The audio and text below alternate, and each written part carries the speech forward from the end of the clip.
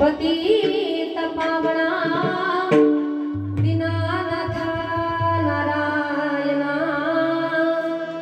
तुझे रूप माझे मनी राहो नाम जपवाणी ब्रह्मांड नायका ब्रह्मांड नायका विश्वजनाचा पालका तुझे रूप माझे मनी राहो नाम जपवाणी जीवीची आदेवा तुका म्हणे देवदेवा तुझे रूप माझे मनी राहो नाम जपवाणी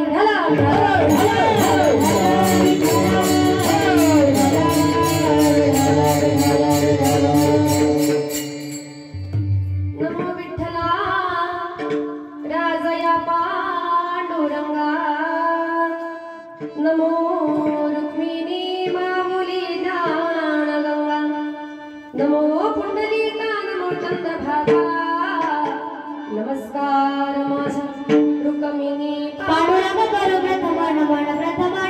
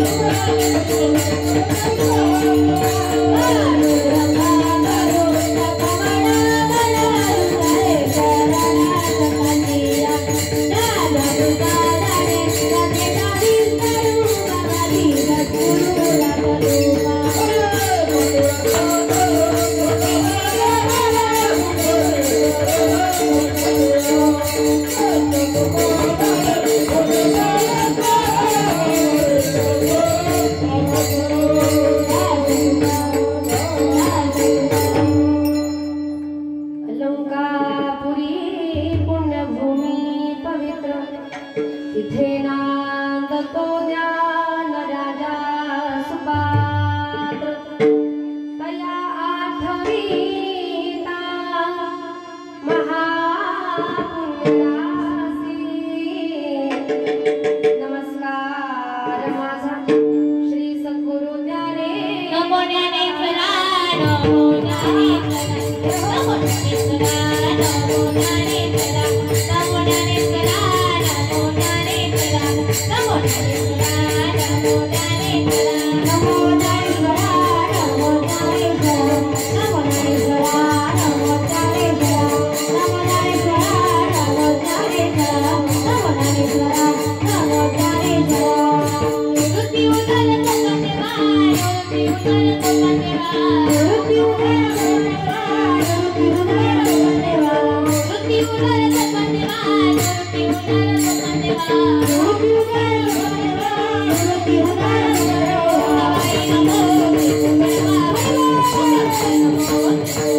उदर कोपतेवाय रुपी उदर कोपतेवाय रुपी उदर ओम नमो ज्ञानेश्वरा करुणाकरा दयाळा तुमचा अनुग्रह लादलो पावन झालो जरातरी मी कळा कुसरी काहीच नेवे बोलतो वचने अति भाविका एका जनार्दनी तुमचा दास त्याची आस पुरवावी वसुदेव सुतं देवं कंसचानूरमर्दनं देवकी परमानन्दं कृष्णं वन्दे जगद्गुरु गुरुर्ब्रह्मा गुरुर्विष्णु गुरुर्देवो महेश्वरः गुरुः साक्षात् परब्रह्म तस्मै श्री गुरुवे नमः आता हृदय आपुले चौफाळून आभले वरी बैसवू पाहुले श्री गुरुंचे विश्वाचा तो गुरु स्वामी निवृत्तीदाता शरण शरणाची हनुमंता तुम्हालो रामदूता काय भक्तीच्या त्या वाटा मज लावाव्या सुभटा वचन एका कमळापती माझी रंगाची विनंती कर जोडितो कथे काळी आपण सावे जवळी विठ्ठल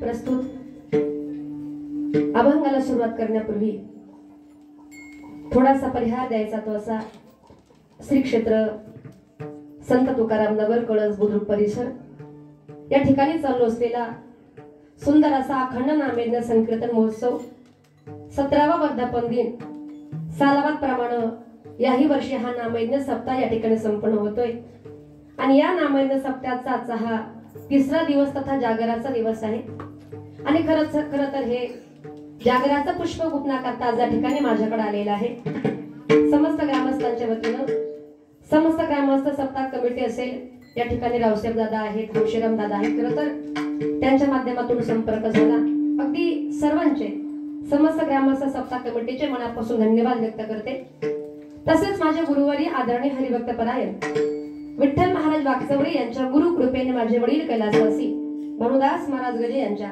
पवित्र स्मृतीला अभिवादन करून महाराज मंडळी वारकरी मंडळी तुम्हा सर्वांच्या चरणी नतमस्तक होते मस्तक हे पायावरी या वारकरी संतांच्या तुम्हा सर्व संतांच्या श्रोत्यांच्या टाळकरी माळकरी वारकरी गायक वादक अगदी तुम्हा सर्वांच्या चरणी विनम्र अभिवादन करते आणि कीर्तन रूपी सेवेला सुरुवात करूया विठ्ठला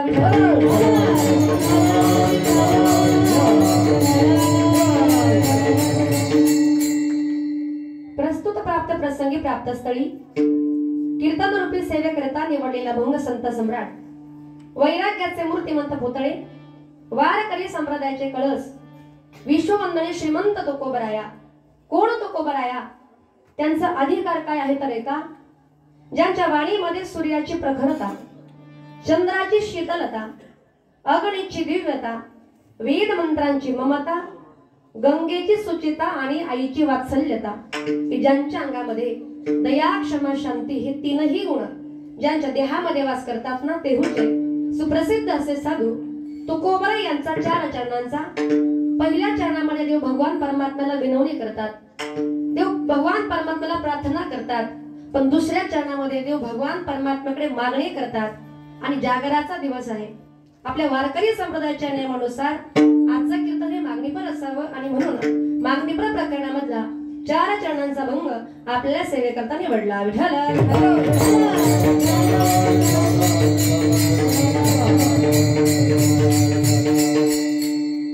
पतित पावना दीनानाथा नारायणा. हा भंग तुकोबरायांचा आहे. तुकोबराय सांगतात का हे भगवान परमात्मा, तुझ्याशिवाय या जगामध्ये पतितांना पावन करणारा दुसरा कोणीही नाही. आता पहिली गोष्ट, पतित म्हणजे काय? तर पतित म्हणजे पापी लोक. पाप्यांना पावन करणारा तू आहेस. आणि नवे नवे देवा दीनानाथा नारायणा, गोर गरिबांचा सांभाळ करणारा, गोर गरिबांचा पालन पोषण करता फक्त तूच आहे. आणि म्हणून देवा तुझ्याकडे मी एक मागणं मागतोय. कोणतं मागणं? तुझे रूप माझे मनी राहो नाम जपवानी. देवा तुझं स्वरूप एवढं सुंदर आहे.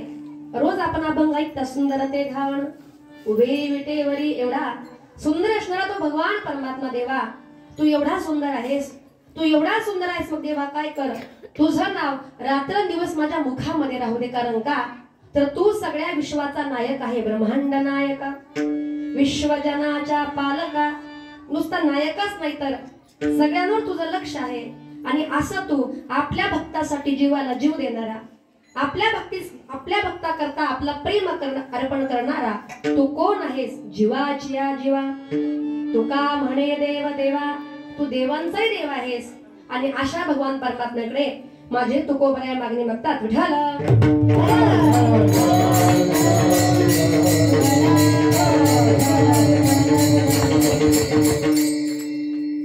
पतित पावना. पतित त्याचा अर्थ काय आहे? तर पतित म्हणजे पापी लोक. आता पाप कशाला म्हटलेलं आहे? स्वतः व्यास मुनी 18 पुराणाचं सार एका श्लोकामध्ये सांगतात. तो श्लोक असा आहे, 18 पुराणेषु व्यासस्य वचनं परोपकाराय पुण्याय पापाय परपीडनं. पापी कोणाला म्हणायचं? पापाची व्याख्या काय आहे तर ऐका. एखाद्या व्यक्तीला आपण त्रास देणं, एखाद्या व्यक्तीची आपण निंदा करणं, नवे एखाद्या व्यक्तीला आपण संकटामध्ये लोटणं, याचं नाव काय आहे? पाप आहे. पण तेच पुढे सांगितलंय, एखाद्या व्यक्तीला संकटामध्ये आपण धावून जाणं, एखाद्या व्यक्तीने तुम्हाला आम्हाला हाक मारली आणि त्याच्या हाकेकरता आपण जर धावून जर गेलो ना, बहिणाबाई गोड वर्णन करतात. धावा ऐकून याडला त्याले पाय म्हणूनही, जिच्यामध्ये नाही पाणी पिले काय म्हणूनही. एखाद्या व्यक्तीने हाक मारली आणि त्याच्या हाकेला आपले पाय धावून जर जात नसतील ना, आपले पाय तरी काय कामाचे? दुसऱ्या करता आपण धावून गेलं पाहिजे. दुसऱ्याच्या संकटामध्ये आपण धावून जर गेलं ना, तर त्या ठिकाणी तुम्हाला आम्हाला पुण्य भेटल्याशिवाय राहत नाही. पण असे पतित लोक, पण आपलं सोडा. तुकोबाई म्हणता देवा मी स्वतः पतित आहे. तई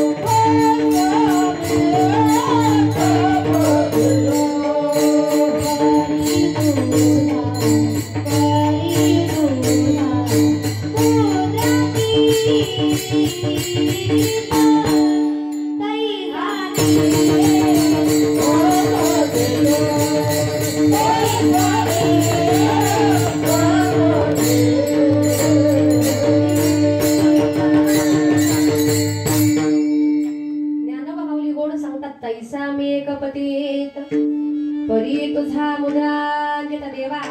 अरे मी पतित आहे, मी पापी आहे. आता लक्षामध्ये घ्या, ज्ञानोबा स्वतःला जर पापी म्हणून घेत असतील तर त्याच्या पुढे आपण कोण आहात? आपला विचार आपण करायलाच नको का? ते ज्ञानोबा आहे, किती त्यांच्याकडे ज्ञान. ज्ञानाचा सागर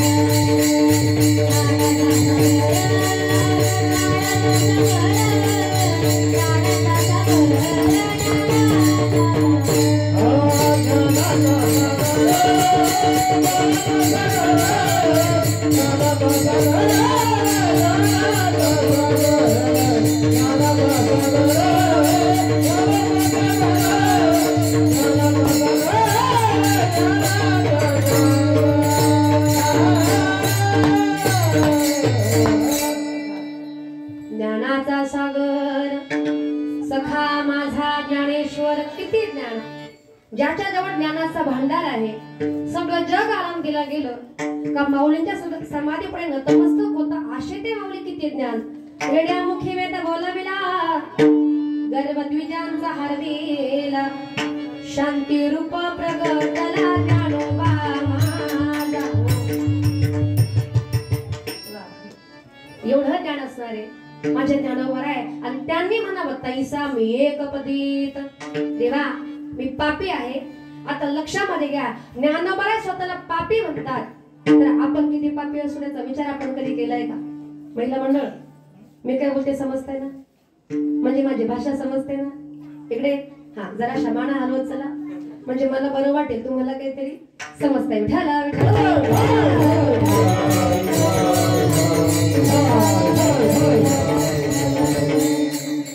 मग आपण किती पापी आहात त्याचा विचार आपण कधी केलाय का? त्यांचा अधिकार एवढा मोठा होता तरी पण ते म्हणतात देवा मी पतित आहे. आता आपला अधिकार किती? आपला अधिकार फक्त बाहेरच, घरामध्ये अजिबात अधिकार नाही. आता एखादा कार्यक्रम चालू असू द्या आणि त्या कार्यक्रमामध्ये एखादा मोठा साहेब आला की लोक काय म्हणतात? साहेब आले, साहेब आले, साहेब आले. पण ते साहेब जर घरी गेले तर घरी गेल्यानंतर काय म्हणतात? म्याओ. बरोबर? आदमी बाहर कितना भी खतरनाक हो पर घर में जाओ तो बिगी बिली बन जाता है. माणूस बाहेर कसंही असू द्या. उदाहरण सांगते, एका गावामध्ये एक वाघ आडनावाचा माणूस राहत होता.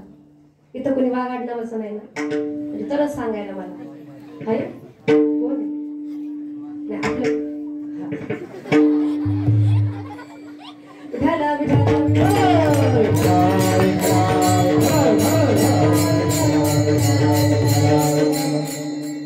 एका गावामध्ये एक वाघ आडनावाचा माणूस राहत होता आणि आडनावाप्रमाणेच तो गावामध्ये मोठे मोठे डळकाळे फोडायचा. तो माणूस आला का गावातले मोठे मोठे लोक त्या ठिकाणी शांत बसायचे आणि माणूस घरी गेला का बायको समोर त्याचं काही चालत नसायचं. आता एक दिवस डेअरिंग करून एका माणसानं विचारलं, म्हटले का हो तुम्ही गावामध्ये आले का सगळे लोक तुम्हाला घाबरतात, तुम्ही डरकाळ्या फोडल्या का सगळे लोक शांत बसतात, पण मला सांगा तुम्ही तुमच्या बायकोकडे तुमचं काहीच का चालत नाही. तो म्हटला थांब तुला काहीच कळत नाही, अरे माझा आडनाव जरी वाघ असलं पण तिच्या माहेरच्या लोकांचा आडनाव वाघमारे म्हटला. विठाला विठाला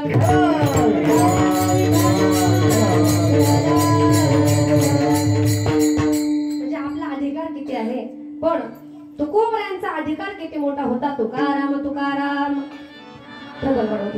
नाम घेता कापेयम, एवढा मोठा तुकोबऱ्यांचा अधिकार काय का. ज्या वेळेला माझ्या तुकोबऱ्यांचा वैकुंठ गमन सोहळा होणार होता, साक्षात जगाचा बाप माझा पांडुरंग परमात्मा तुकोबऱ्यांना घेण्याकरता आला होता. पिबळा पितांबर सेला गगनी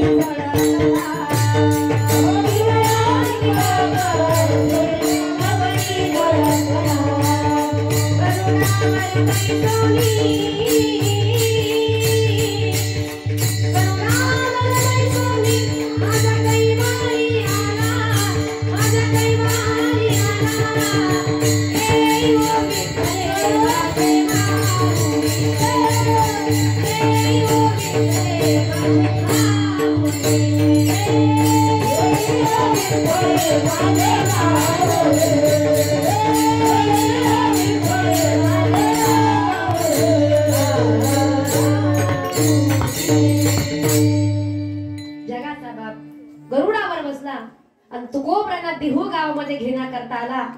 तुकोबऱ्याची नजर अशी सहज वर गेली, अरे देव मला घेण्याकरता आलाय.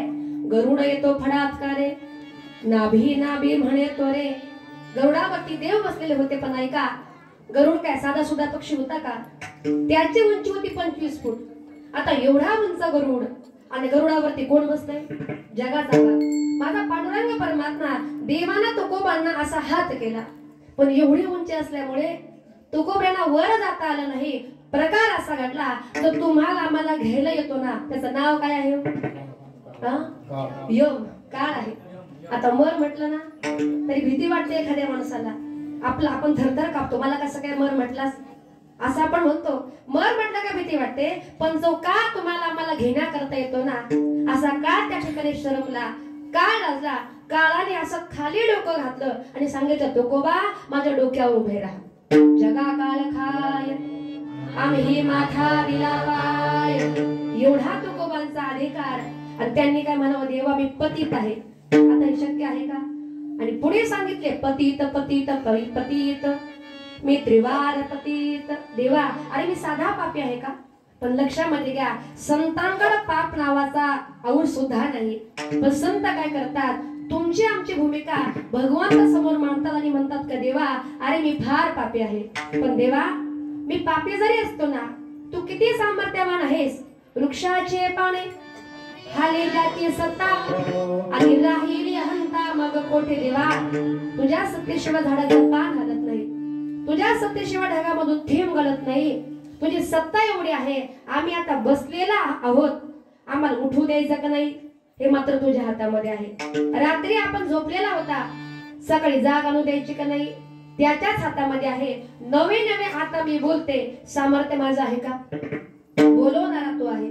तुम्ही इथपर्यंत चालत आला, ताकद तुमची आहे का. ताकद देणारा तो आहे. चाले हे शरीर कोणाची सत्ते, कोण बोलविते हरिवीण. माऊली ज्ञानेश्वरी मध्ये गोड वर्णन करतात. म्या बोलविला विदू बोले, म्या चालविल्या सूर्यू चाले, म्या हलविल्या प्राण हले, जो जगाते चालिता. असा तू आहेस. वेद एवढा बोलता आहे, पण माझ्या परवानगीशिवाय वेद बोलू शकत नाही. सूर्य चालतो, आता सूर्य चालतो का, पृथ्वी सूर्याभोवती फिरते. पण माऊली म्हणतात तो सूर्य चालतो, तो सुद्धा मीच आहे. नवे नवे तुम्हाला आम्हाला जगण्याकरता जो ऑक्सिजन लागतो, तुम्हाला आम्हाला जगण्याकरता ती हवा लागते, ती हवा म्हणजे कोण आहे. आता कोरोनामध्ये किती लोक व्हेंटिलेटरवर होते हो. ऑक्सिजन आपण विकत घेतला, हवा आपण विकत घेतली, पण तेव्हा त्याची किंमत कळाली. आणि मग ती ऑक्सिजन कोण आहे, तो आहे माझा भगवान परमात्मा. तुम्हाला आम्हाला पालन पोषण करणारा तोच एक भगवान परमात्मा आहे। ओ पालनहारे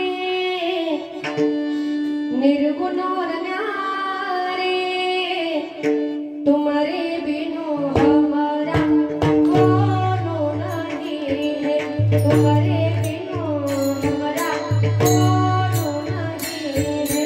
तुम हमको हो सखारे, तुम हमारे रखवाले, तुम्हारे बिनु हमारा कोनो नहीं है, तुम्हारे बिनु हमारा कोनो नहीं है। देवा, तुझ्याशिवाय या जगामध्ये आमचं कोणीच नाही, सगळे धोका देणारे आहे देवा। या जगामध्ये फक्त तूच माझा आहे, तो का म्हणे माझे नवतीला कुणी आणि एका चक्र पाणी वाचवण्या। देवा तू काही सांग, पण आम्हाला माहिती आहे आम्ही पापी आहेत। तुम्ही सांगाल महाराज तुम्ही सारखे म्हणता आपण पापी आहात, पण आपण एवढे खरंच पापी आहोत का? पण आम्हाला पुण्यवान होण्याकरता काय करावं लागेल तर ऐका, पुण्यवान होण्याकरता तुम्हाला चांगल्या माणसाची संगत करावी लागेल। बघा, चांगल्याची संगत जर कराल तर आपलं कसं होणार आहे? चांगलंच होणार आहे। पण ज्या दिवशी आपण वाईटाच्या संगतीमध्ये जाल त्या दिवशी आपलं कसं होणार आहे? वाईटच। तुम्हाला उदाहरण सांगते, एखाद्या आपल्या गावातला वारकरी मनुष्य असेल, एखादा माळकरी मनुष्य असेल, एखादा सज्जन गृहस्थ असेल आणि त्या सज्जनाची संगत आपण जर केली ना, तो म्हणतो अरे पंढरपूरची वारी आता जवळ आली, चला पंढरपूरला जाऊन येऊ, आज एकादशी आहे।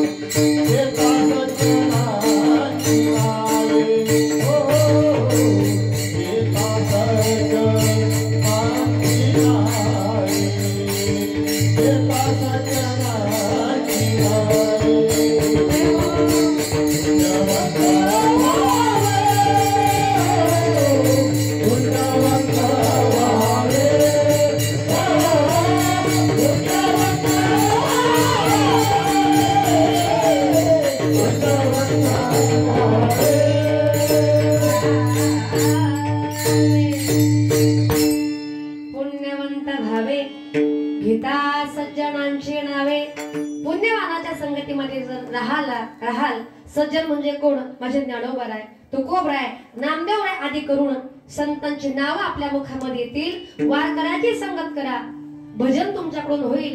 पण ज्या दिवशी 4-5 जण जर पिना करता जर बसले आणि त्यांच्या संगतीमध्ये आपण जर गेलो, तो काय म्हणतो? थोडीशी घेऊन बघ। तो म्हणतो नको नको रे, भीती वाटते, कधी घेतली नाही। अरे थोडीशी घेऊन बघ, म्हणतो नको नको। अरे थोडीशी घेऊन बघ, एक बूस तरी घेऊन बघ। एक बूस घेतो, एवढी गोडी लागते, म्हणतो अरे वा किती छान आहे।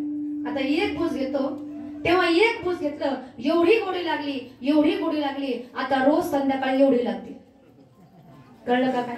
नाही, पाण्याची बूस नाही म्हणायचंय मला। म्हणजे लक्षामध्ये घ्या, वाईटाची संगत जर कराल तर आपलं कसं होणार आहे? वाईटच होणार आहे। तुम्हाला गोडच उदाहरण सांगते। एका जंगलामध्ये एक राजहंस राहत होता आणि त्या राजहंसाने कावळ्याशी मैत्री केली। आता मला सांगा, राजहंसाला काय बाकीचे राजहंस भांडले होते का? पण मैत्री कोणाशी केली? कावळ्यासोबत केली। आणि परिणाम असा घडला का रोज दोघं एकत्र गप्पा मारायचे आणि एकत्र बसायचे। एका झाडावर ते दोघं गप्पा मारत बसले होते आणि गप्पा मारता मारता प्रकार असा घडला, ज्या झाडावर ते बसलेले होते ना, त्या झाडाखाली त्या नगराचा राजा आराम करण्याकरता बसला होता आणि उन्हाळ्याचे दिवस होते। थंडगार सावली असल्यामुळे राजाला त्या ठिकाणी शांतपणे झोप लागली। राजा झोपी गेला हे बघितलं राजहंसाने, पण त्या झाडाच्या फांदीमधून एक उन्हाची तिरीप राजाच्या चेहऱ्यावरती पडली होती आणि ती उन्हाची तिरीप राजाला काही झोपून देना। म्हणून त्या राजहंसाला राजाची दया आली, अरे आपल्या नगराचा राजा आहे, दयाळू राजा आहे। म्हणून त्या राजहंसाने काय केलं, का उपकाराची जाणीव ठेवली आणि राजहंसाने काय केलं, आपले दोन्ही असे पंख पसरले कोणाच्या चेहऱ्यावर, राजाच्या, आणि राजाला सावली दिली. आता हा सगळा प्रकार बघत होता कावळा. आता शेवटी कावळा असतो तो व्हायला जाईल का? त्या कावळ्याने काय केलं, अरे हा उपकार या ठिकाणी करतोय. कावळ्याने काय केलं, राजहंसासोबत गप्पा मारल्या, त्याला टाटा बाय बाय केला. कावळा उडायला लागला आणि उडता उडता कावळ्याने काय केलं का त्या राजाच्या कपाळावरती गंध लावला. तुमच्या लक्षामध्ये आलं ना? म्हणजे ज्यांना कळलं त्यांच्या कथा धन्यवाद, पण याच्यापेक्षा अजून खाली जाऊन नाही सांगू शकत. आता उडता उडता कावळ्याने काय केलं का राजाच्या कपाळावरती गंध लावला आणि कावळा उडून गेला. राजाला जाग आली, अरे हे काय कपाळावरती पडलंय, असा हात लावला आणि वर बघतोय, कोण दिसलं असेल, राजहंस. कोण दिसलं, राजहंस. आता ज्यानं चूक केली तो पडून गेलाय, पण वरती कोण होता, पंख पसरणारा राजहंस होता. राजाला एवढा राग आला, धनुष्याचा बाण त्या ठिकाणी काढला, धनुष्याला बाण लावला आणि सरकन असा बाण सोडला डायरेक्ट राजहंसाच्या मानेवर. राजहंस गतप्राण झाला, मृत्युमुखी पडला. दृष्टांत संपला. माझं सांगायचं तात्पर्य काय आहे का राजहंसाला मरावा का लागलं? मैत्री कोणाशी केली होती, कावळ्याशी केली होती, परिणाम मरावा लागलं. पण कबीरदाजी म्हणतात संगत करायची ना, चांगल्याची करा. संगत करले साधुकी बढत बढत बढता, संगत करले नीचोकी हरपल धोका, कबीरा हरपल धोका. चांगल्याची संगत करा, आपण चांगल्या मार्गाने जाणार. पण ज्या दिवशी संगत करले नीचोकी हरपल धोका खाय, ज्या दिवशी नित्य मनुष्याच्या संगतीमध्ये आपण गेलात, पावला पावलामध्ये धोका खाल्ल्याशिवाय राहणार नाही. आणि म्हणून पुण्य जर करायचं असेल तर चांगल्याच्या संगतीमध्ये केलं पाहिजे. पण तुकोबा म्हणतात, देवा मी एवढा पतित आहे, पण आम्हा पाप्यांना पावन करणारा फक्त तूच एक आहेस. अभंगाचे पहिले चरण.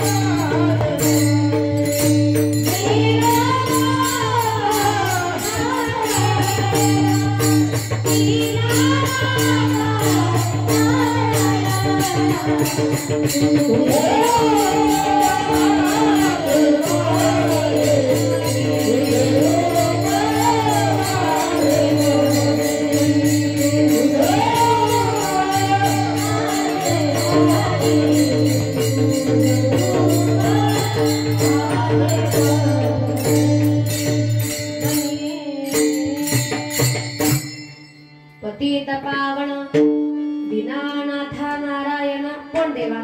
आमच्यासारख्या पाप्यांना पावन करणारा तू आहेस. आता पतित म्हणजे कोण? म्हणजे धर्मापासून, जे शास्त्रापासून आणि जे आपल्या कर्मापासून च्युत आहेत, जे बाजूला झालेले आहेत, त्यांना पतित असं म्हणतात. नक्की पतिताची व्याख्या काय आहे? तर पहिली गोष्ट म्हणजे खोटं बोलणं. याचं नाव काय आहे? पाप आहे. आणि याचं नाव पतित आहे. तो कोबरे म्हणतात लपविता तेही ढेकरे, आणि खोटी याचे खोटे उरफोडी. एक खोटं बोलण्याकरता किती वेळा खोटं बोलावं लागतं? महिला मंडळ 100 वेळा. प्रत्येकाला माहितीच आहे. म्हणून म्हणून खोटं कधी बोलायचं नाही. तुम्हाला एक सुंदर असं उदाहरण सांगते. एका गावामध्ये एक असा सज्जन गृहस्थ होता आणि त्या सज्जन गृहस्थाला 3 मुली होत्या. आता 3 मुली दिसायला अगदी सुंदर, पण त्या ठिकाणी मुली उपवर झाल्या. मुलींना मागणे आले का पाहुणे त्या ठिकाणी यायचे आणि मुली पाहुण्याशी बोलल्या का पाहुणे पुन्हा वापस निघून जायचे. याचं कारण असं होतं, 3 मुली होत्या पण 3 जणी 3 प्रकारच्या होत्या. एक होती बोबडी, दुसरी होती तुतानी आणि तिसरी होती गेंगानी. अशा 3 मुली. बाप फार वैतागला, म्हटलं काय करायचं. आता एवढ्या मोठ्या मुली उपवर झाल्यात, टेन्शन बापाला यायला लागलो. तो म्हटला आपण एक काम करू, आपल्या इथे नाही अतिशय लांबचे पाहुणे आपण मुलींना त्या ठिकाणी बघण्याकरता बोलू. पण मुलींकडे गेला आणि सांगून ठेवलं, म्हटलं हे बघा तुमचं लग्न जमत नाही, आपण एवढा प्रयत्न करतोय, तुम्ही दिसायला फार सुंदर आहे, तुमचं लग्न जमत नाही, पण आता मात्र खोटं बोलल्याशिवाय पर्याय नाही. आता मात्र खोटं बोलावंच लागेल. तुम्हाला मी आता सांगून ठेवतो, तुम्हाला पाहुणे बघायला आल्यानंतर पाहुणे किती जरी बोलले तरी तुम्ही पाहुण्याशी काही बोलायचं नाही. बापाने सांगून ठेवलंय, कारण याला काय मुलीचं खोटं लपवायचं होतं. आता लांबचे पाहुणे त्या ठिकाणी आले. पाहुणे आल्यानंतर चहा पाणी झाला. आता त्या पाहुण्यांमधला एक माणूस म्हटला चला आता टाइमपास करण्यापेक्षा मुली बघून घेऊ. पण तो मुलीचा बाप म्हटला थांबा, आमच्याकडे अशी पद्धत आहे का मुली अगोदर दाखवत नाही, तुम्ही जेवण करायला बसा आणि 3 मुली वाढण्याकरता येतील, तुम्हाला जी मुलगी आवडेल ती मुलगी तुम्ही घेऊन जायची. आता बघा, जे लग्न जमवायला असतात ना, तुम्ही कधी लग्न जमवलंय का? हा म्हणजे जमवले असतील. आता जे लग्न जमवायला असतात ते काय साधे लोक असतात का? चंचल असतात, हुशार लोक जातात लग्न जमवायला. मग त्याचा तो हुशार होता. त्याने विचार केला, मी बापाला म्हणतोय मुली दाखव, पण बाप सांगतो मुली दाखवत नाही, नंतर मुली वाढण्याकरता येतील आणि जी मुलगी आवडेल ती तुम्ही लगेच घेऊन जा. 100% यांच्या घरामध्ये काहीतरी गडबड असली पाहिजे. सगळेजण जेवण करण्याकरता बसले. जेवण करण्याकरता चांदीचे ताट, जेवणाकरता सोन्याचे ताट, अगरबत्त्यांचा घुमघमाट, अतिशय सुंदर असा पंचपक्वान्नाचं भोजन त्या ठिकाणी तयार झालं. सगळे पाहुणे जेवणाकरता बसले आणि त्याने पाहुण्यांना जेवणाकरता कढी केली होती. कढी माहिती का महिला मंडळ? कालच खाली मला वाटतं, आता तोंडाला पाणी द्यायचं नाही. जेवणाकरता कढी केली होती. आता यानं ठरवलं का या मुलीला बोलायला लावायचं. पाहुणा फार चंचल, पाहुणा फार हुशार. तो शेजारच्याला म्हणतो, का रे म्हणे कढी किती सुंदर झाली, अशी कढी आपल्या बायकोला येतच नाही, कढी कोणी केली, कढी कशी केली आपण विचारून घ्यायला पाहिजे. आणि योगायोग असा झाला का ज्या मुलीनं कढी केली होती ना, तीच मुलगी नेमकी वाढण्याकरता आली आणि तिनं विचार केला, आता माझे लग्न जमत नाही, एवढे वर्ष झाले रोज पाहुणे येतात आणि पाहुणे निघून जातात, ती फार वैतागली. तिनं विचार केला, माझे लग्न जमत नाही, ज्या अर्थी या पाहुण्याला माझी कढी आवडली त्या अर्थी या पाहुण्याला मी पण आवडले असणार. आता बापाने काय सांगितलं होतं, काही जरी झालं तरी बोलायचं नाही. आता इथे शांत बसावं का नाही? म्हटली अहो फुकट नाही झाली, जिडू ताकडा मिडू ताकडा कोथंबीर टाकडी फोडणी दिली. तेवढ्यात दुसरी आली. ती म्हटली अगं तुला बाबाने काय सांगितलं होतं, तू बोललीस का? आता तेवढ्यात तिसरी आली. तिने गप्प बसावा का नाही? ती म्हणते अगं तुम्ही दोघींनी घोळघोटाळा केले. आता हिने काय कमी केला का? विठाला विठाला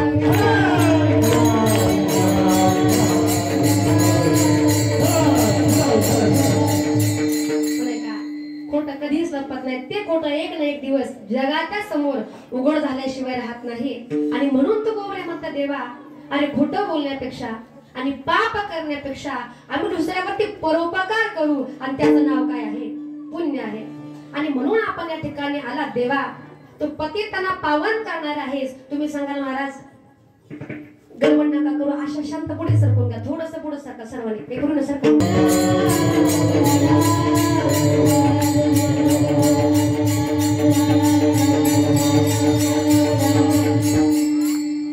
ऐका. पतितांना पावन करायचं आहे. तू पतितांना पावन करतोस, असे कोणते पापी होऊन गेले देवा त्यांना तू पावन केलंस? अजामिळ भिल्लीन तारिली कुंठिनी प्रत्यक्ष पुराणी बंदे केली, ब्रह्महत्या राशी पातके पार वाल्मिकी किंकर वंदे केला. अजामिळ किती पापी होता. ऐका उदाहरण सांगते तुम्हाला, जरा लक्ष करू. ऐका. विठाला विठाला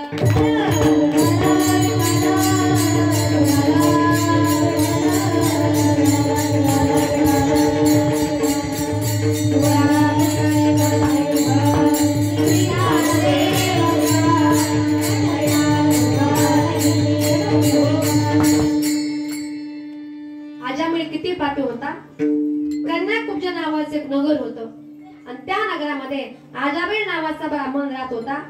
सुशील होता, विद्वान होता आणि फार हुशार असा ब्राह्मण त्या ठिकाणी राहत होता.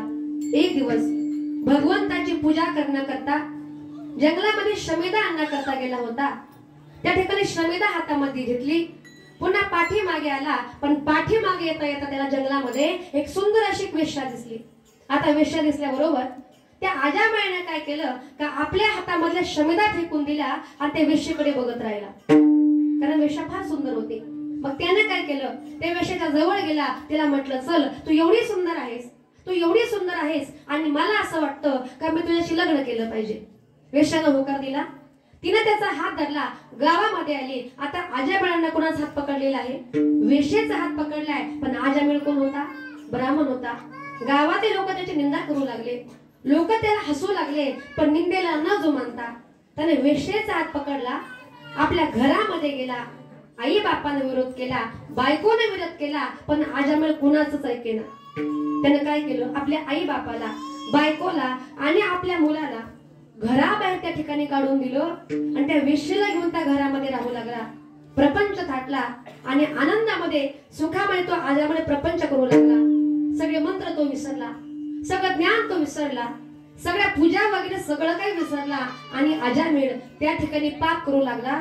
लोकांना मारायचा, वाटमारीचा धंदा करायचा, कोणालाही हाणायचा, कोणालाही मारायचा आणि मोठ्या मोठ्या प्राण्यांचे शिकार करू लागला आणि आपल्या बायकोचा उदरनिर्वाह करू लागला. एक दिवस असाच आजामेळ जंगलामध्ये गेला होता आणि आजामेळ जंगलामध्ये गेलेला असताना त्यांच्या गावामध्ये सुंदर असे एक सप्ताह त्या ठिकाणी चालू होता. त्याची बायको त्या ठिकाणी घरी होती. शेजारची म्हटल्या, "ग चल, आज गावामध्ये कीर्तन आहे, येतेच का कीर्तनाला?" आता तिनं विचार केला, नवरा गेल्या जंगलामध्ये, तोपर्यंत आपण जरा कीर्तनाला जावं, म्हणजे दोन शब्द चांगले आपल्या कानावरती पडतील.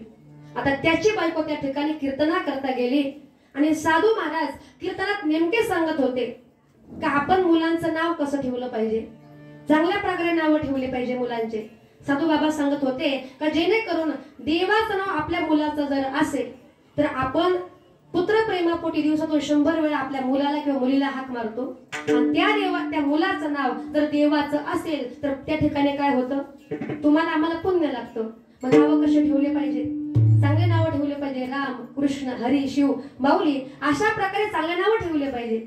मग तुम्ही मंदिरात जा किंवा मंदिरात नका जाऊ, पण घर बसल्या बसल्या दिवसातून किती वेळा मुलाला हाक मारता, पुत्राच्या प्रेमापोटी, पुत्राच्या भावापोटी अनेक वेळा हाक मारता आणि परिणाम काय होतो, मुलाचं नाव देवाचं जर असेल तर नकळतरित्या आपल्याकडून भगवंताचं चिंतन होतं. महाराज असे सांगत होते. तिने विचार केला, माझे पोटामध्ये गर्भ आहे, मग मी पण काय केलं पाहिजे, माझ्या मुलाचं नाव मी त्या ठिकाणी देवाचंच ठेवलं पाहिजे. साधू महात्म्याकडे गेली, दर्शन घेतलं. म्हटली, साधू महात्मा, माझ्या पोटामध्ये बाळ आहे, पण तुम्ही सांगितलेलं मला पटलं आणि सांगा ना साधू महाराज, माझ्या मुलाचं नाव मी काय ठेवू. साधू महाराज म्हटले, काय नको करू, फक्त एकच कर, या बाळाचं नाव तू नारायण ठेव. त्या ठिकाणी घरी आली. आता तुम्ही सांगाल महाराज, आता विषयाला कसं काय साधूने सांगितलं असेल, पण आपला वारकरी संप्रदाय असा आहे, यारे यारे लहान थोर, याते भरते नारीणर. हा पुरुष आहे का स्त्री आहे हा विचार या ठिकाणी केला जात नाही. कोणीही या आणि देवाचं नामचिंतन करा.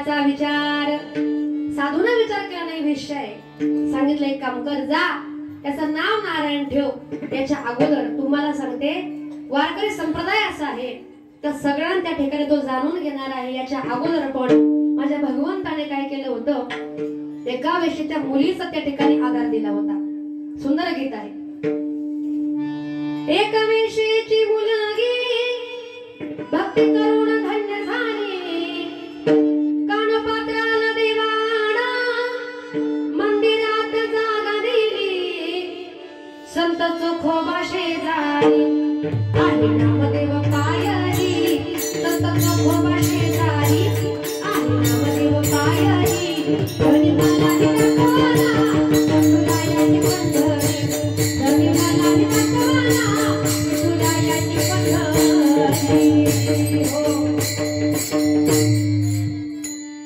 तसं हे गीत आहे पण ऐका खूप छान गीत आहे म्हणून म्हटलं एका वेश्येची मुलगी एवढी भक्ती केली का देवानं तिला मंदिरात जागा दिली साधूने विचार केला वेश्या आहे पण विचारते ना एक काम कर बाळा तुला जर बाळ झालं त्याचं नाव तू नारायण ठेव ती वेश्या घरी आली प्रसूत झाली आणि मुलाचं नाव ठेवलं नारायण आता आजामेळ होता पण रात्रंदिवस फक्त मुलाला हाक मारायचा आणि असं म्हणतात ना का छोट्या मुलावर आई बापाचा जास्त जीव असतो त्याप्रमाणे तो आजामेळ काय करायचा सारखा नारायण नारायण नामजप त्या ठिकाणी करायचा पण कोणाचा करायचा कोणाचा देवाचा की त्याच्या मुलाचा करायचा आणि का ज्या वेळेला आजामेळाचा अंत झाला अंत त्या ठिकाणी जवळ आला आजामेळ आता मरणार तेवढ्यामध्ये यमाचे दूत त्या ठिकाणी आले त्याच्या गळ्याला फास लावला आणि आजामेळला असं ओढत चालवलं पण तेवढ्यामध्ये देवाचे दूत आले ते म्हटले थांबा थांबा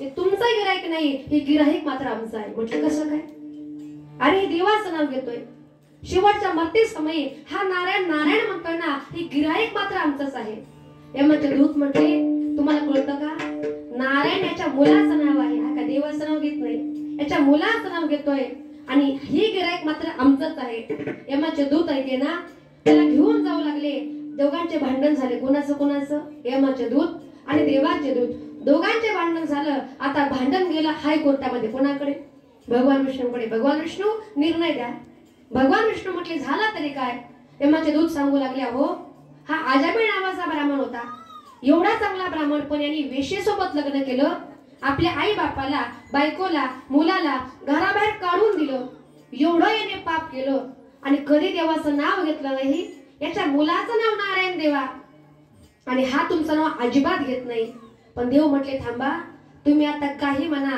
पण त्याने शेवटच्या क्षणी मुलाचं नाव घेऊ द्या पण ते नाव कोणाचं आहे ते नाव माझं सुद्धा आहे आणि त्या आजामेळानं शेवटच्या क्षणी नारायण नारायण असा जप केला म्हणून तुम्ही त्याला काय करा त्याला नरकामध्ये नेऊ नका तुम्ही त्याला नेऊच नका त्याला घेण्याकरता तुम्ही सुंदर असं विधान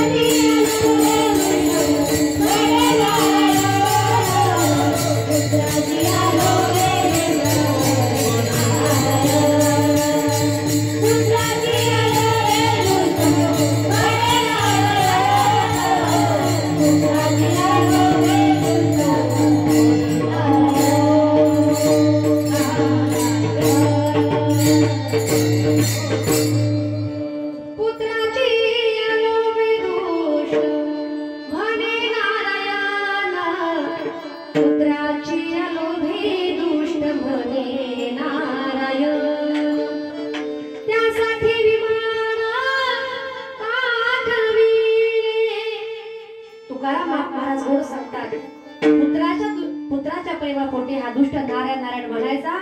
पण भगवंताने काय केलं, त्यासाठी विमान पाठविले. मला सांगा, नाव कोणाचं घेतलं होतं, मुलाचं की देवाचं? मुलाचं नाव घेतलं, पण तो कुठं गेला? वैकुंठामध्ये गेला. आणि त्याला घेण्याकरता साक्षात विमान आलं.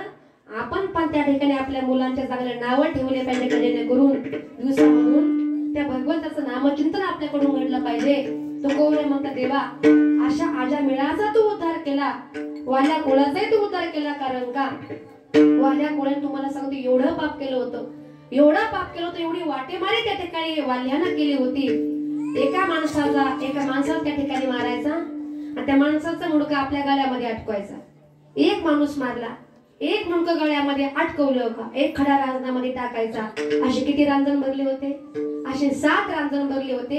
एवढा पापी तो वाल्या कोळी. पण अशा वाल्याला नारद मुनी भेटले. म्हटले, का रे वाल्या, तुझे पाप करतोय, या तुझे बायका मुलं वाटेकरी आहेत का? म्हटले, हो आहेत ना वाटेकरी. जा बरं विचार त्यांना. मी इथंच थांबतो. वाल्या घरी गेला. म्हटलं, का ग, मी एवढे त्या ठिकाणी माणसं मारतोय, तुमच्याकरता मी कष्ट करतोय, तुमच्याकरता माणसांना मी मारतोय आणि त्यांच्या जवळची संपत्ती मी त्या ठिकाणी लुटून घेतो, आणि तुम्ही माझ्या पापामध्ये आहात का? बायको म्हटली, अजिबात नाही. मुलांनो, माझ्या पापात तुम्ही वाटेकरी आहात का? मुलं म्हटले, बाबा अजिबात नाही, पाप तुमचं तुम्हीच फेडा. मग त्या ठिकाणी घाबरला. नारद मुनींकडे आला. बेटा नारद मुनी, मला माफ करा, प्रपंच नको, ती बायकोही नको आणि ती मुलं नको, आता काहीतरी मंत्र द्या. नारद मुनी म्हटले, आता इथेच बस आणि एकच कर, श्रीराम जय राम जय जय राम, श्रीराम जय राम जय जय राम, राम जय राम जय जय राम, श्रीराम जय राम जय जय राम, श्रीराम जय राम जय जय राम, श्रीराम जय राम जय जय राम, श्रीराम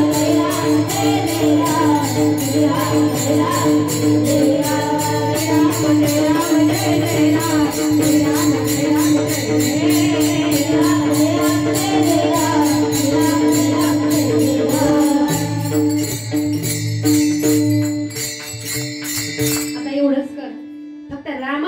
चिंतन कर. पण ऐका ना, तो एवढा पापी होता त्याला रामही म्हणता येईना. तो मारा मारा म्हणायचा, कारण का रोज माणसं मारायचा. आणि मारा मारा म्हणता म्हणता तो मरा मरा मरा मरा मरा म्हणू लागला. आणि मरा मरा म्हणता म्हणता तो राम राम म्हणू लागला. नारद मुनी निघून गेले. 12 वर्षांनी आले. अरे या वारुळ या ठिकाणी तयार झालंय आणि या वारुळामधून राम नामाचा आवाज येतोय, आहे कोणी? म्हणून वारुळ फोडलं, बघितलं त्या ठिकाणी वाल्या होता. आणि मग त्यांनी आशीर्वाद दिला. सांगितलं, वाल्याचा वाल्मिकी झाला. कारण का नामाच्या जोरावर. नाम तुझे रे, नाम तुझे रे, नाम तुझे रे नारायण, नाम जपले वाल्मिकाने, नाम जपले वाल्मिकाने, नाम तुझे रे, नाम तुझे रे, नाम तुझे रे नारायण. वाल्याचा वाल्मिकी झाला, आजामेळाचा उद्धार झाला. मग आपण एवढी पाप केली नाही. तो कोबरे म्हणतात, वाल्यानं एवढी पाप केली, एवढ्या मुंग्या देखील तुमच्या आमच्या पायाखाली मेल्या गेल्या नसतील. पण या ठिकाणी एकच करा, देवाचं नावाचं नामचिंतन करा. तो कोबरे म्हणतात, देवा तुला मी फक्त एवढंच मागतोय, एवढंच सांगतोय, तू मला काय दे, तुझं रूप असं माझ्या मनामध्ये राहू दे, अभंगाचे दुसरे रूप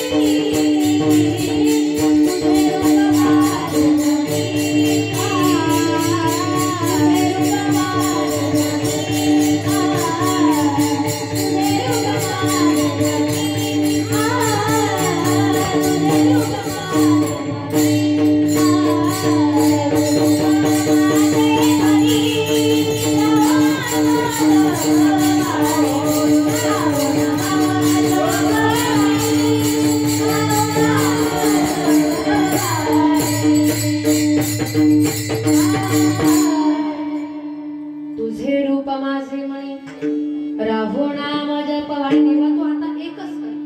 तुझ्याकडे आता मला फक्त एकच मागायचंय, तुझ्या नावाचं नामचिंतन माझ्या वाणीमध्ये असंच राहू दे.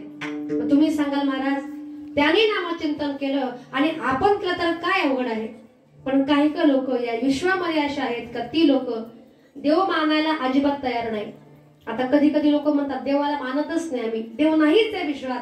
पण मला सांगायचंय तुम्ही देवाला माना किंवा न माना, पण ज्या दिवशी देव तुम्हाला मानणार नाही ना त्या दिवशी तुमच्या घरापुढे पाहुण्यांची गर्दीच गर्दी झाल्याशिवाय राहणार. आलं लक्षात.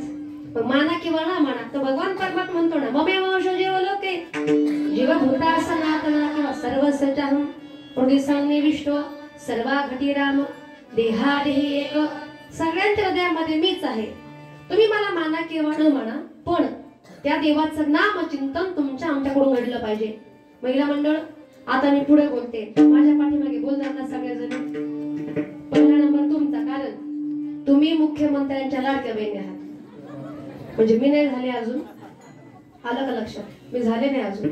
हा तुमचा आवाज मला आला पाहिजे. पुरुष मंडळ तुमच्याकडे फक्त एकच काम, तुम्ही हाताने टाळी वाजवायची. तयार ना? पहिला नंबर आपला आणि दुसरा नंबर तुमचा. आवाज मोठा कोणाचाही बघायचा आपल्याला. तयार ना सगळे? हा टाळा पकड वाजवू नका फक्त 1 मिनिट. तयार का महिला मंडळ? सुंदर माझे जाते ग फिरते भूत,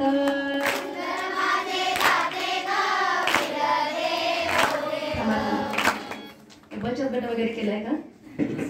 तो म्हण तू तिच्या गटातली. पोरींचाच आवाज येतो मला, तुम्ही म्हणूच नका. फक्त मागच्या महिला म्हणतील. आवाज मोठा आला पाहिजे. तयार का सगळ्या?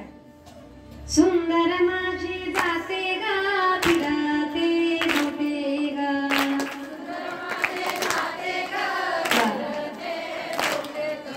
ओव्या गाऊ कौतुकी तू ये रे बाग ठरला,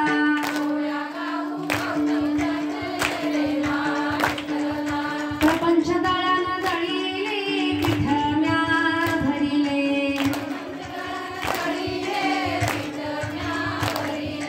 सासू पुढे ठेविले तू ये रे बाग ठरला,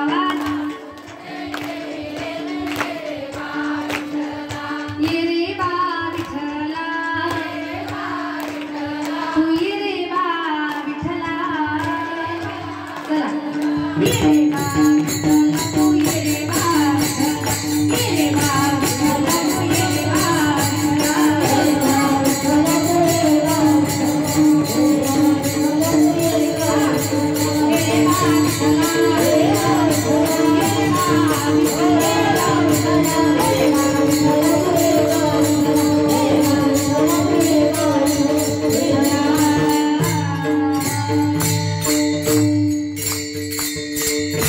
धन्यवाद. छान आवाज आला.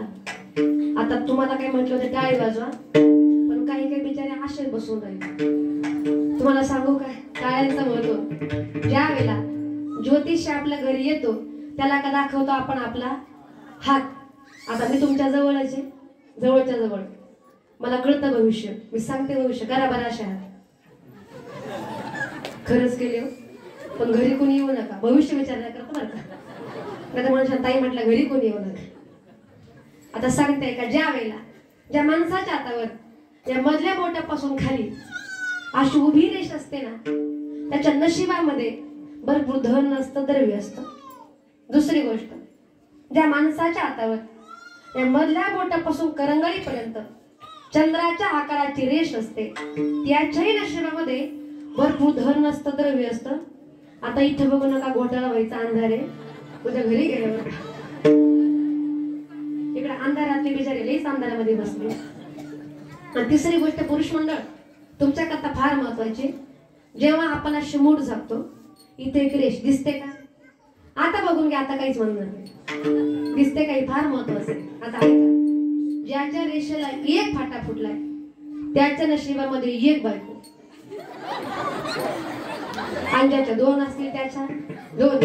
मग तुम्हीच ठरवा आपली एकच ठेवायची का 2 करायची. तुम्ही सांगा महाराज तुमच्या टाळ्यांचा आणि आमच्या बायकोचा संबंध एकत्र आहे का ज्या वेळेला भगवंताचं नामचिंतन चालू असतं आणि हाताने आपण टाळी वाजवली का आपल्या हातावरच्या वाईट कर्माच्या रेषा असतात ना त्या रेषा पुसल्या जातात आणि फक्त चांगलाच कर्म त्या ठिकाणी शिल्लक राहतं. मग हाताने काय करायचंय?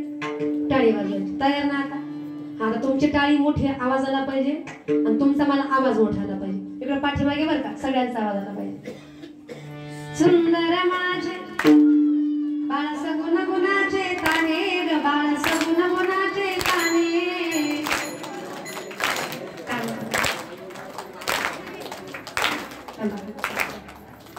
मधमाशाने का गुणगुण करतात. मला वाटलं गुण उठलं काय परत एकदा आवाज मोठा आला पाहिजे. बाळ सगुण गुणाचे ताने ग बाळ सगुण गुणाचे ताने. बाळ दिसतय गोजी रवाने ग बाळ दिसतय गोजी रवाने.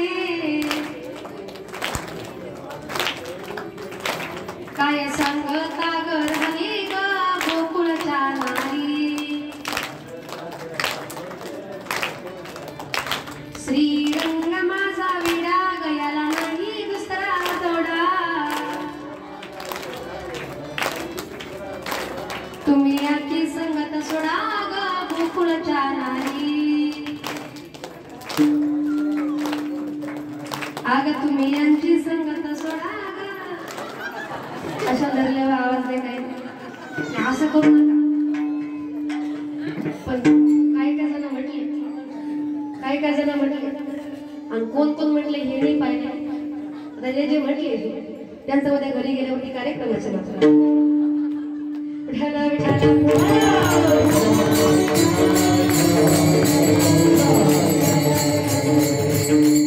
तुम्हाला म्हणायला लावलं.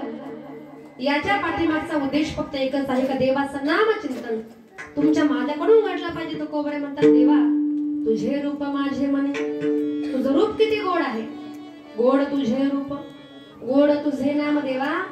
तुझं रूप एवढं गोड आहे. संत सांगतात पांडुरंग कांती दिव्य तेज झळकती रत्न किलभाकती प्रभा. अगणित लावण्य तेज पुंजाळले नवर्णवते तेची शोभा. कानडा मिठालो कर्नाटको तेने मजलावी एलवे.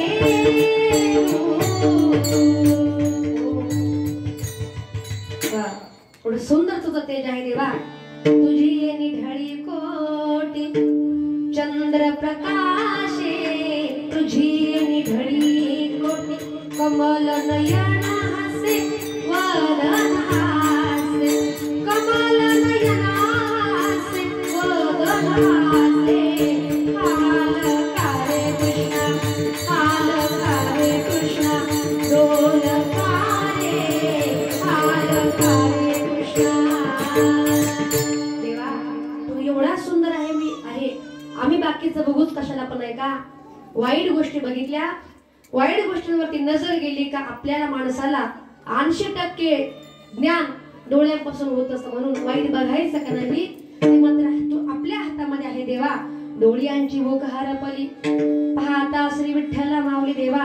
तुझं रूप एवढं सुंदर आहे आणि तुझं नाम एवढं सुंदर आहे. किती सुंदर. अमृता होनी गोड नाम तुझे देवा. मग ते ज्ञान अमृतापेक्षा जर गोड असेल तर आपण नामचिंतन करत नाही ही मोठी शोकांतिका आहे. त्या देवाचं नामचिंतन केलं पाहिजे. तो भगवान परमात्मा एवढा मोठा आहे. पुढे सांगितले ब्रह्मांड नायका विश्वजनाच्या पालका. या जगाचा चालक पालक मालक तू असा. ब्रह्मांड एक पांडुरंग परमात्मा आहे.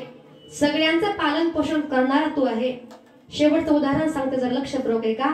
एक दिवस भगवान श्रीकृष्ण वैकुंठामध्ये जेवण करण्याकरता बसले होते. जेवण वाढण्यामध्ये आलं. रुक्मिणी म्हटली का हो देवा अहो ताट वाढलंय पण जेवण का करत नाही. देव म्हटलं का थांब रुक्मिणी माझा नियम असा आहे का सगळं विश्व जेवल्याशिवाय मला जेवण्याची परवानगी नाही. नवे सगळं विश्व जेवल्याशिवाय मी जेवत नाही.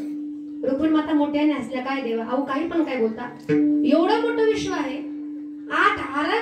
विश्वामध्ये आहे आणि तू काय सांगते?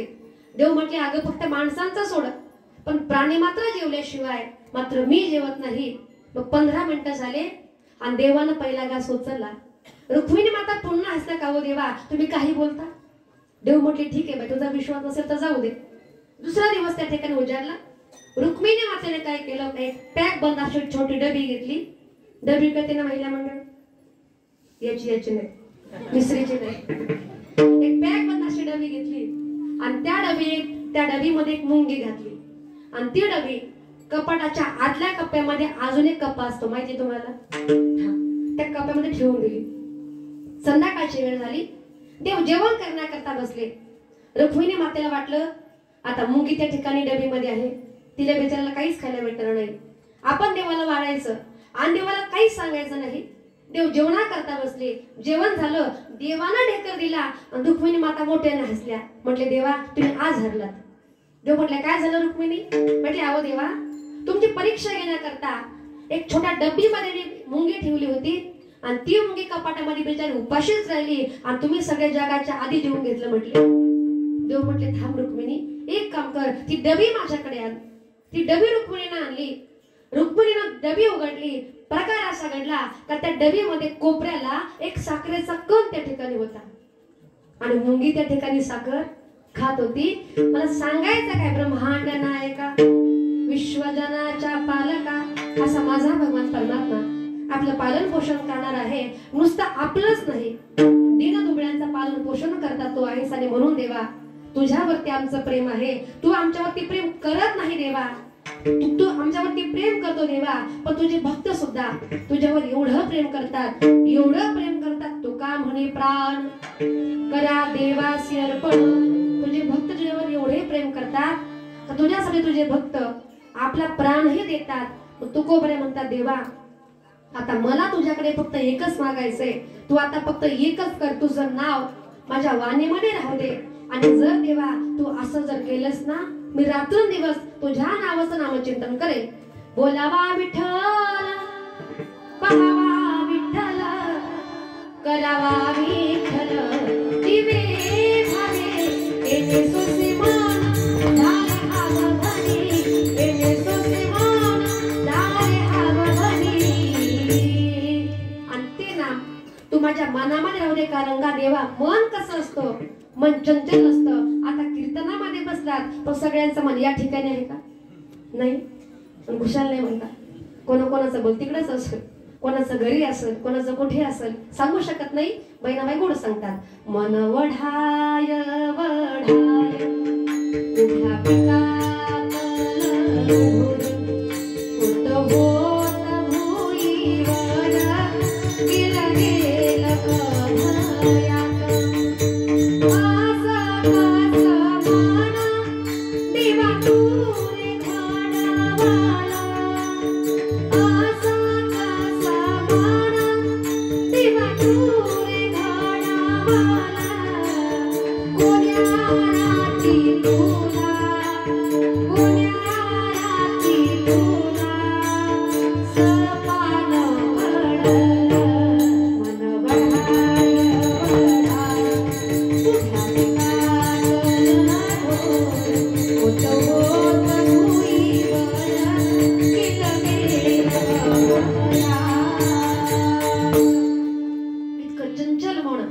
बहुत चंचल चपळ आणि येता जाता मलगे वेळ असं ते मन आहे. पण देवा मला माहितीये तू आपल्या भक्ता करता आपला जीवही देतो.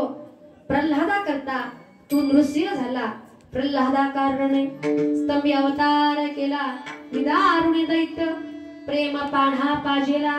आपल्या भक्ता करता तू जीवही द्यायला तयार होतो देवा. आणि तू सोपा नाही देवा, तू या जगाचा नायक आणि सगळ्या देवांचा तो देव आहे. योगी जपी तपी संन्यासी तुला पुजतात आणि अशा देवांचा तो देव आहे. अभंगाचे शेवटचे चरण.